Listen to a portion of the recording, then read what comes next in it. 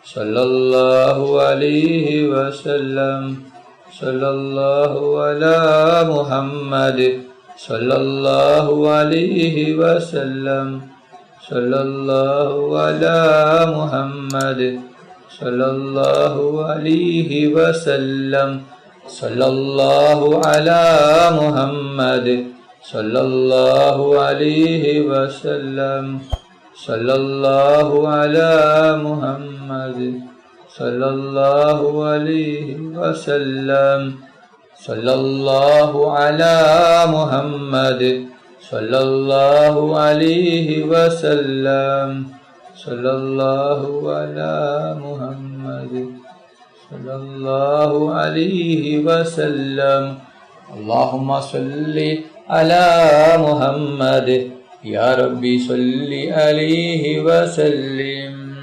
اللهم صل على سيدنا محمد الفاتح لما أغلق والخاتم لما سبق ناصر الحق بالحق والهادي إلى صراطك المستقيم وعلى آله حق قدره ومقداره العظيم.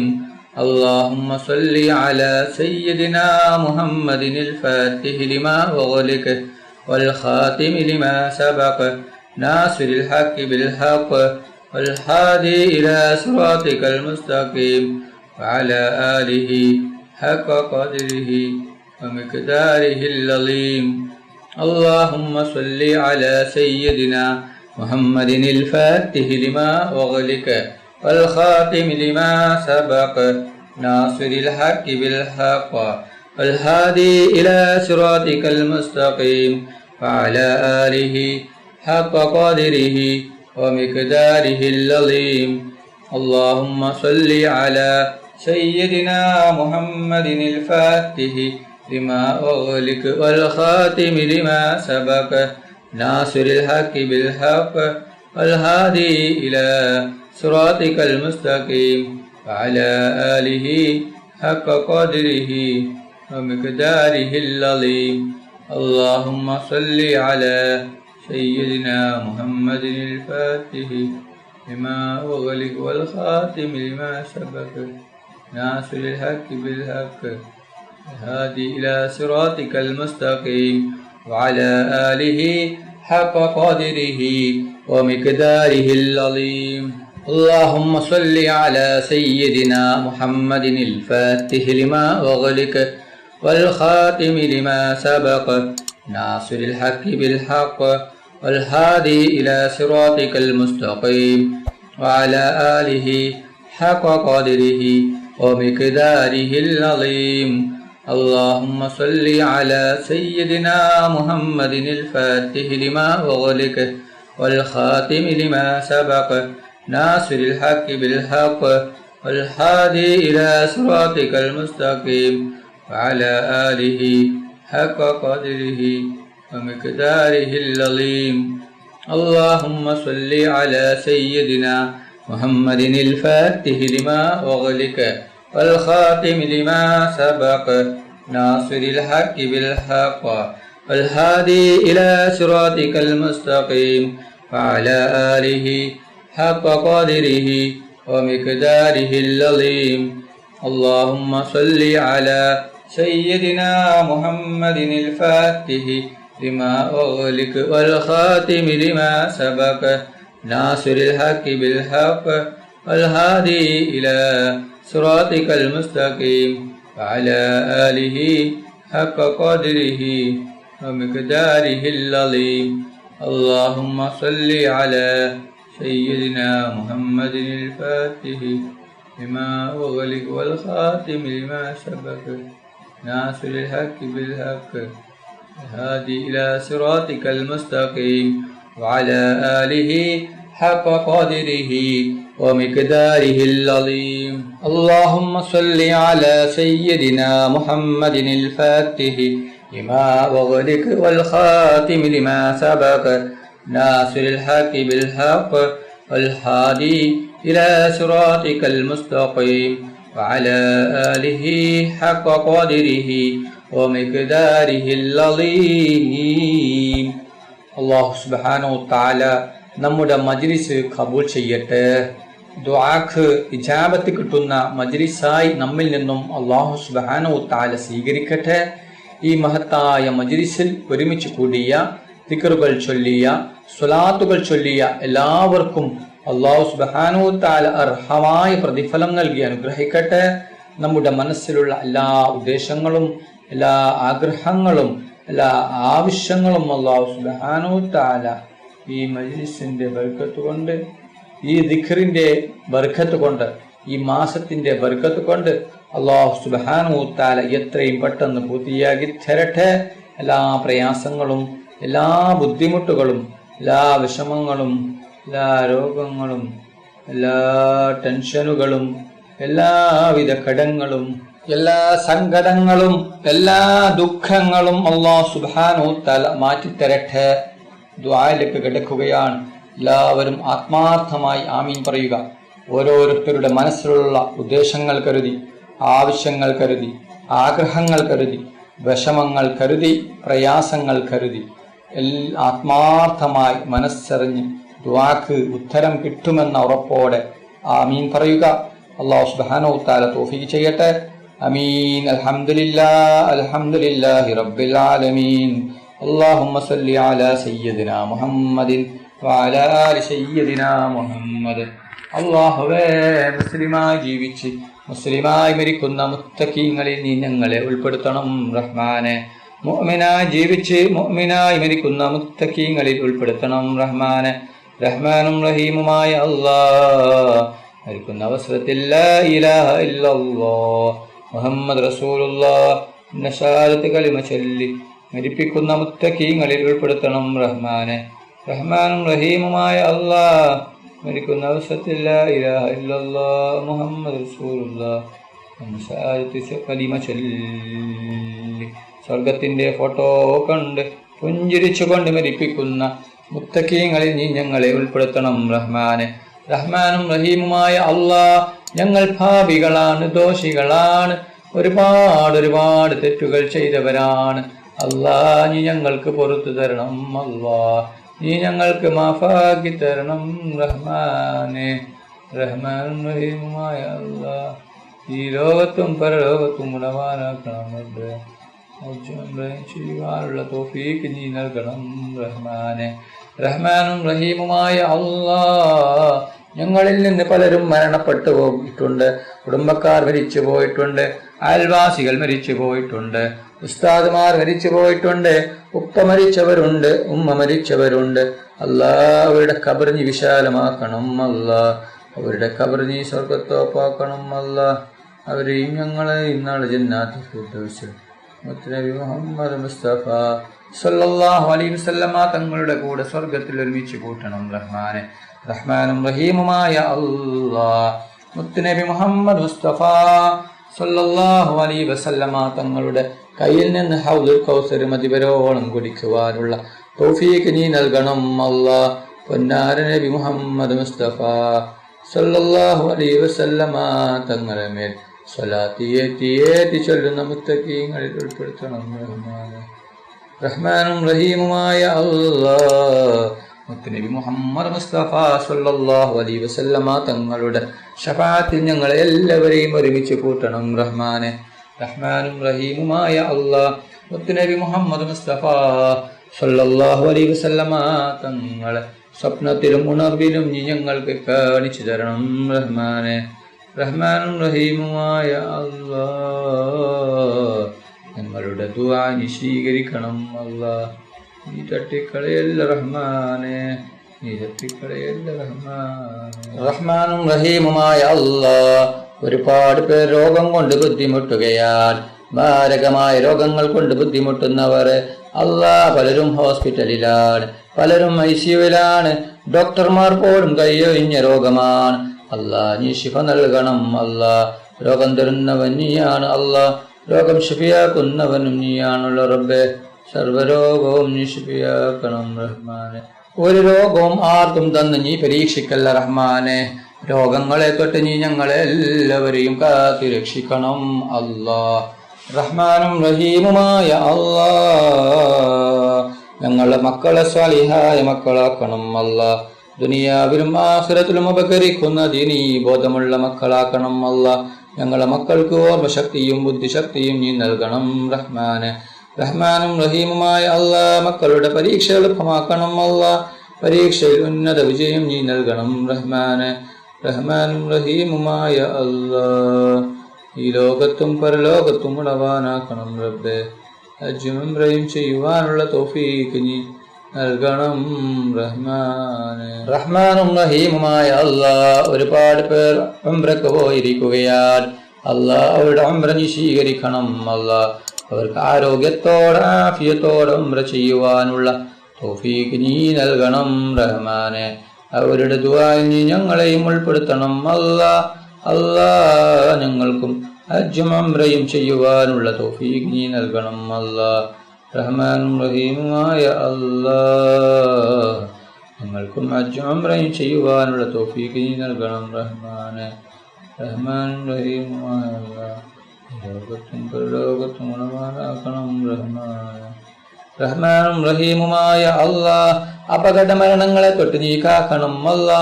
അപകടങ്ങളെ തൊട്ട് നീ കാത്ത് രക്ഷിക്കണം റഹ്മാനെ. റഹ്മാനും റഹീമുമായ അല്ലാ, കടങ്ങളെ തൊട്ട് നീ കാക്കണം അല്ലാ. അല്ലാ, കോടികൾ കടങ്ങളാണ്, ലക്ഷങ്ങൾ കടങ്ങളാണ്, 10,000 കടങ്ങളാണ്. വീടാൻ ഒരു വഴിയുമില്ലല്ലോ റബ്ബേ. എത്ര വലിയ കടമാണെങ്കിലും എന്ത് വലിയ കടമാണെങ്കിലും അല്ലാ, അതെല്ലാം വീടാനുള്ള വഴി നീ കാണിച്ചു തരണം അല്ലാ. കടങ്ങൾ പെട്ടെന്ന് തന്നെ നീ വീടിത്തരണം റഹ്മാനെ. കടം വീടാനുള്ള വഴി നീ കാണിച്ചു തരണം റഹ്മാനെ. റഹ്മാനും റഹീമുമായ അല്ലാ, ഒരു കടവും നീ ഞങ്ങൾക്ക് ബാക്കിയാക്കല്ല റബ്ബേ.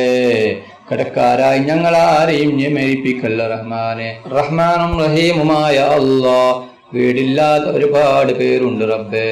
അല്ലാ, വർഷങ്ങളായി വാടക വീട്ടിൽ താമസിക്കുന്നവരുണ്ട് അല്ലാ. അല്ലാ, അവർക്ക് നീ ഖൈറായ വീട് കൊടുക്കണം അല്ലാ. അവർക്ക് വീട് കെട്ടാനുള്ള എല്ലാ സാമ്പത്തികവും നീ നൽകണം റഹ്മാനെ. റഹ്മാനും റഹീമുമായ അല്ലാ, വീടിന്റെ പണി തുടങ്ങിയിട്ടും പൂർത്തിയാക്കാൻ പറ്റാത്ത ഒരുപാട് ആളുകളുണ്ട് അല്ലാ. അവരുടെ വീടിന്റെ പണി എത്രയും പെട്ടെന്ന് പൂർത്തിയാക്കി കൊടുക്കണം റഹ്മാനെ.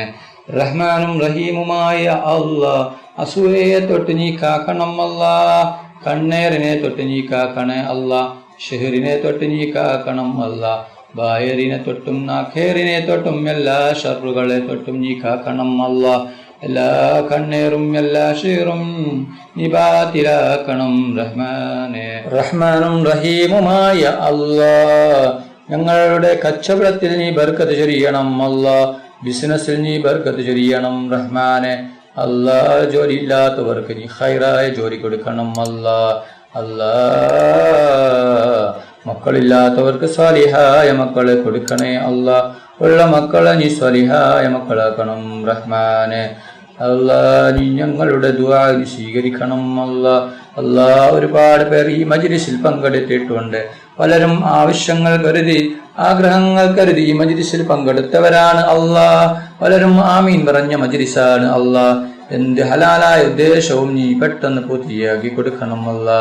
അവരുടെ എല്ലാ വിഷമങ്ങളും പ്രയാസങ്ങളും ബുദ്ധിമുട്ടുകളും ടെൻഷനുകളും നീ മാറ്റി കൊടുക്കണം റഹ്മാനെ. ഒരു ബുദ്ധിമുട്ടും നീ ആർക്കും നീ നൽകല്ല റഹ്മാനെ. ربنا تقبل منا إنك أنت السميع العليم وتب علينا إنك أنت التواب الرحيم. آمين آمين آمين برحمتك يا أرحم الراحمين. صلى الله تعالى وسلم على خير خلقه سيدنا محمد وآله وصحبه أجمعين. سبحان ربك رب العزة عما يصفون وسلام على المرسلين والحمد لله رب العالمين. صلى الله على محمد صلى الله عليه وسلم. صلى الله على محمد صلى الله عليه وسلم. صلى الله على محمد صلى الله عليه وسلم. صلى الله على محمد صلى الله عليه وسلم. صلى الله على محمد صلى الله عليه وسلم. صلى الله على محمد صلى الله عليه وسلم. സല്ലല്ലാഹു അലാ മുഹമ്മദ് സല്ലല്ലാഹു അലൈഹി വസല്ലം. സല്ലല്ലാഹു അലാ മുഹമ്മദ് സല്ലല്ലാഹു അലൈഹി വസല്ലം. സല്ലല്ലാഹു അലാ മുഹമ്മദ് സല്ലല്ലാഹു അലൈഹി വസല്ലം. സല്ലല്ലാഹു അലാ മുഹമ്മദ് സല്ലല്ലാഹു അലൈഹി വസല്ലം. അല്ലാഹുമ്മ സ്വല്ലി അലാ മുഹമ്മദ് യാ റബ്ബി സ്വല്ലി അലൈഹി വസല്ലിം. നിങ്ങളെല്ലാവരും എനിക്കും കുടുംബത്തിനും വേണ്ടി ദുആ ചെയ്യണമെന്ന വസിയത്തോടെ അസ്സലാമു അലൈക്കും വറഹ്മത്തുള്ളാഹി വബറകാതുഹു.